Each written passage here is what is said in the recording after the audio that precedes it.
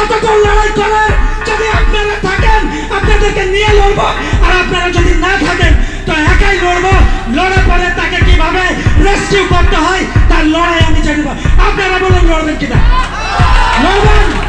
ওই 10 বছরের মেয়ের জন্য যার মা বাবা পাগলের মতো তাকে খুঁজছে, কখনো কেন্দ্র ফড়িতে, কখনো কমিশনারের গেটে, কখনো দুর্গাপুরে, রক্তের শেষ বিন্দু যদি ওই মেয়ের জন্য দিতে হয় দেব দেব। এটা একটা 10 বছরের মেয়ে, কোনো কাণ্ড কারখানা তার জন্য লড়াই না। আচ্ছা, দিনের পর দিন রাজনৈতিক ভাবে রাজনৈতিক শক্তিকে কাজে লাগিয়ে যেভাবে আমার বাপ দাদাকে উঠিয়ে নিয়েছে, পা হাত বেঁধে ফাঁকা মাঠে মারত, তার বিরুদ্ধে এটা লড়াই। যেভাবে আমাদের বাপ দাদাদেরকে উঠিয়ে নিয়ে যায় জাতপাতের নামে চোর বলে মনসা মন্দিরে পিটিয়ে মারত, এটা তার বিরুদ্ধে লড়াই।